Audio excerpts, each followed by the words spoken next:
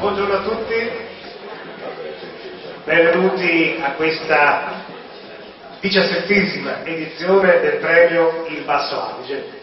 Più volte, parlando di questa manifestazione promossa dall'Associazione Il Basso Adige, l'ho definito l'Oscar della Bassa, in quanto attraverso questa manifestazione sono state premiate tantissime personalità che sono unite dal territorio, un territorio che si trova appunto nella parte più bassa dell'Adige, molto spesso nella provincia di Verona, ma a volte coinvolgendo anche le province vicine. Il premio è nato nel 1981 per volontà di questa associazione come riconoscimento a persone ed enti che in stile di modestia congiunta a sensibilità morale e perseveranza si sono resi particolarmente benemeriti nella promozione e crescita sociale, culturale ed economica nei campi della ricerca, dello studio, del lavoro, della diffusione della cultura e dell'arte. Siamo al secondo momento di premiazione. È il momento di premiare la Fondazione Fioroni. Sentiamo di Letta un breve profilo sulla Fondazione e poi abbiamo anche un breve video che ci introduce. Prego. L'istituzione della Fondazione Fioroni, avvenuta nel febbraio del 1958, realizza il sogno di Mario Fioroni per la gestione e la promozione culturale dell'immenso patrimonio archivistico e museale accumulato nei 30 anni precedenti, che, continuamente incrementato, costituisce ora il principale polo culturale dell'intera pianura veronese. Più recentemente, riconosciuto come primo museo del Risorgimento, l'amministrazione provinciale di Verona ha indicato la Fondazione Fioroni ente capofila dell'intero coordinamento tra i vari eventi organizzati nel territorio veronese per Italia 150. È di questi giorni una preziosa offerta didattica rivolta alle scuole di vari gradi, con percorsi e laboratori alla scoperta della storia millenaria della pianura veronese.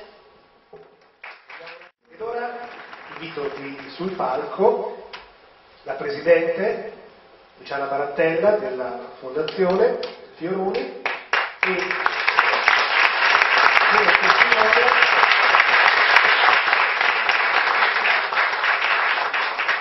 come testimone il senatore Gianni Fontana, persona molto nota nel campo sia della politica sia della cultura veronese.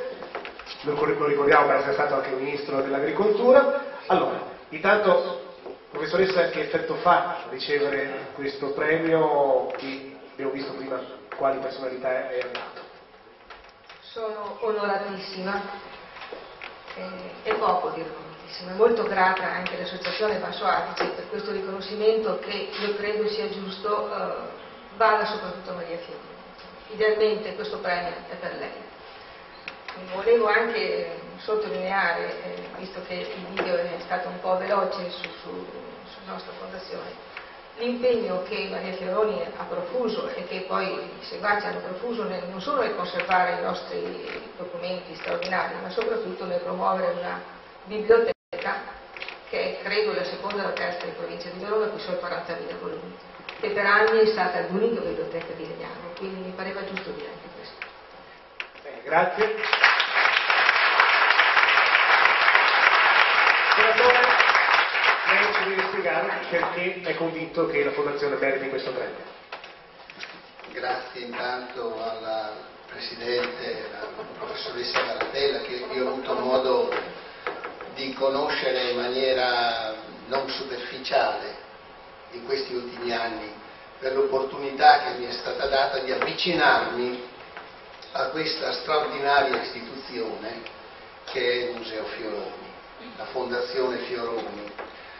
Questa capacità, questa forza, questo amore per la propria terra che ha caratterizzato questa grande famiglia, soprattutto la signora Maria, nella raccolta di uno straordinario numero di reperti museali, archivistici, che ricordano in maniera vera, profonda, qual è la storia, lo spirito, la capacità di identità di questa terra.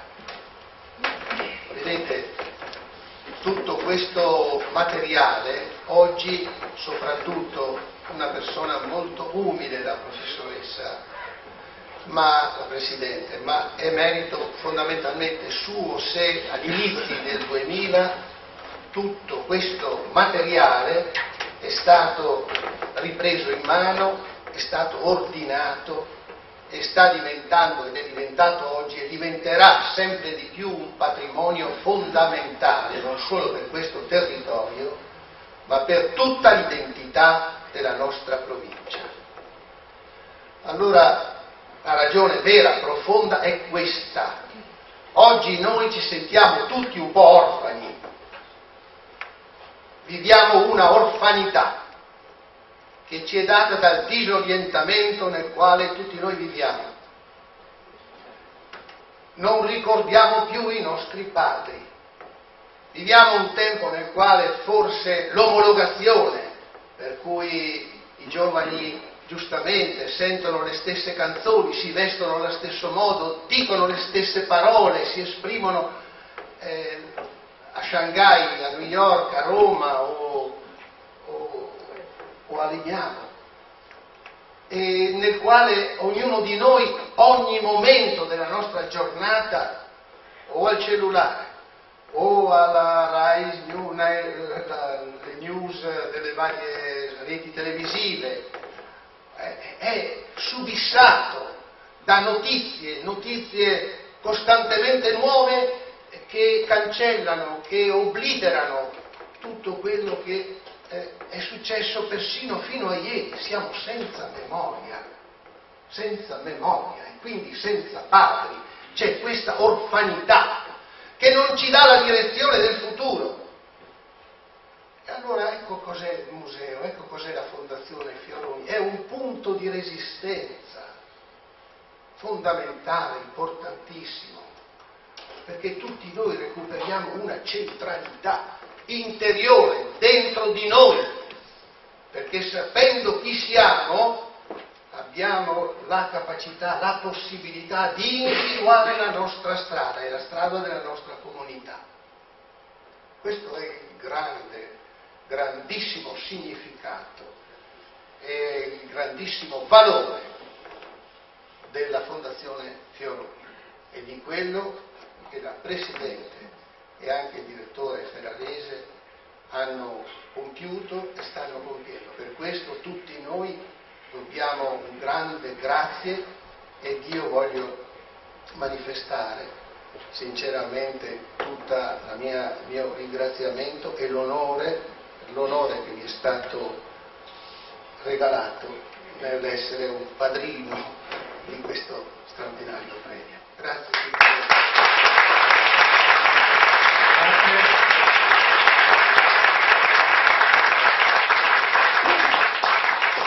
Abbiamo fatto bene tagliare un pochino il documentario e lasciare un pochino di spazio al senatore. Sentiamo la motivazione.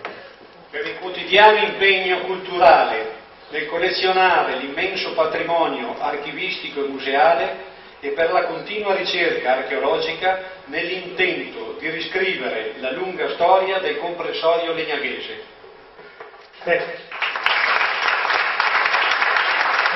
cappellino, simbolo dell'operosità, Presidente, Senatore.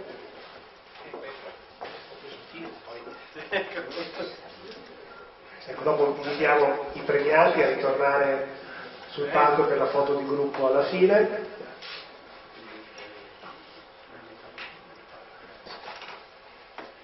Prego.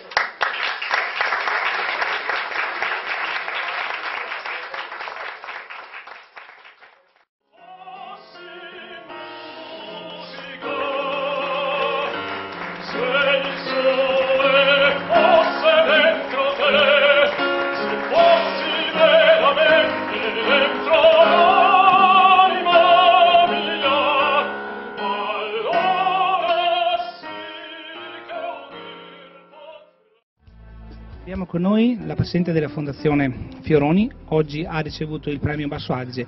Presidente, perché e l'importanza di questo premio per una fondazione che è presente sul territorio?